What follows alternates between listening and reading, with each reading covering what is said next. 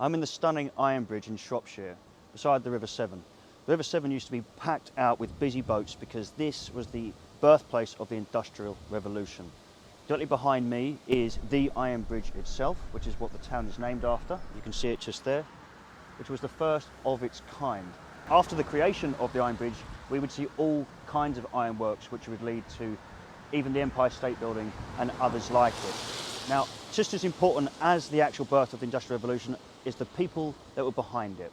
And they were living here with their families and drank in beer houses and pubs just like the White Hart here, which is a stunning 18th century pub, which would have seen the ilk of the working class, which would have very much looked forward to walking through these doors after an arduous day in the warehouses. While the sky was filled with smoke of various toxins, this was their time off. This is what they looked forward to.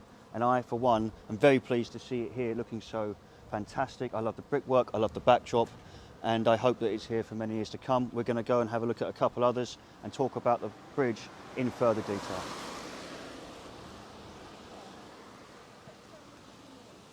So the area of Ironbridge has 10 museums, which were previously factories themselves.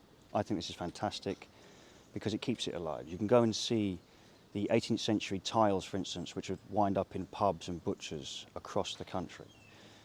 More importantly, you can see the conditions of the people that were working and put yourself in their shoes and really appreciate how much they provided for not just the country, but the world.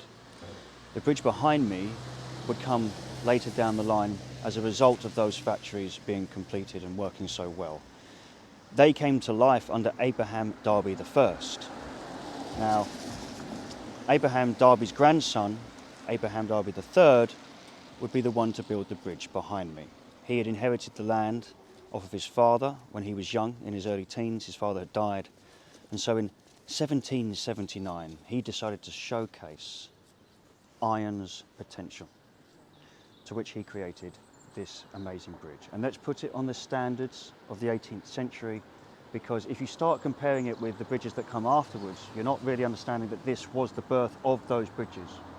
Be you in London or San Francisco, this is where it all began. And that's what makes it so special. We're just going to go and have a look at a hotel which was built after this was completed to deal with the heavy flow of traffic, because not only was it a good way to showcase the use of iron, the River Severn itself had been heavily congested because of the factories and the growth of the factories. Therefore, this bridge was a necessary feature to Ironbridge, and it's clearly where the town got its name. Now, unlike some other bridges I won't name, this bridge did have a toll, but when it was paid for, guess what? They took the toll away. Wouldn't it be nice if other bridges did the same? Now, my cameraman is stood on Ironbridge. Have a spin round for me, please, cameraman. See that elegant spin? That's his ballet coming back into practice, that. That's it. Now, the hotel behind me was set up in 1784. The Tontine Hotel was actually established to deal with the heavy flow of travellers and the workers, which was congesting due to the completion of Ironbridge. Now, the landlord has very kindly said that we can walk in to the entrance there, where I can show you some of the tiling which would have been provided by the local factories. So come with me, please, cameraman. I'm trying to avoid getting run over.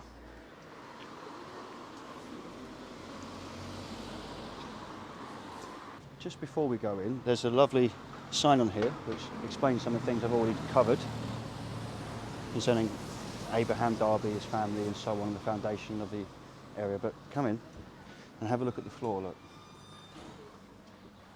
Just think about how long this has been here. And I hope that the camera can truly capture how glorious this floor is. It's very kind of the landlord to let us come in and have a look at it. And you can actually see here who it was made by. Bethel Works, Moore & Co, Broseley, Salop, which will be one of the tile factories nearby.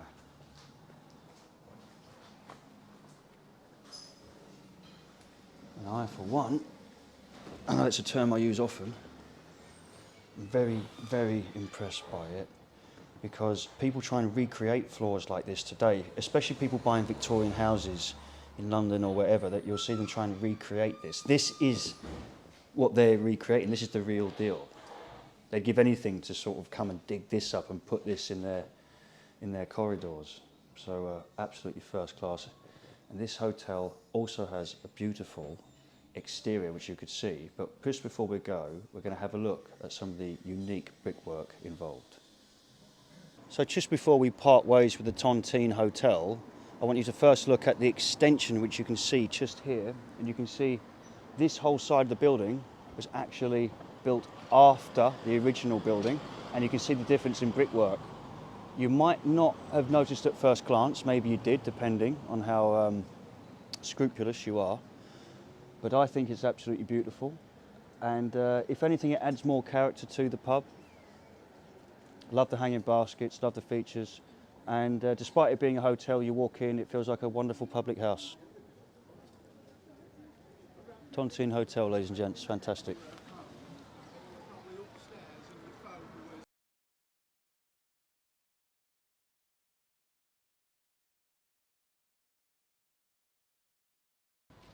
So now we're on Ironbridge itself. The building behind me was the toll house. Now, I hope that future bridge builders can take an example of this toll house, because this toll house is now a ticket office. Unlike bridge builders of today that continue to take cash for bridges which have long since been completed. However, this bridge has a ticket office after it has long since been completed. Take example, future bridge builders.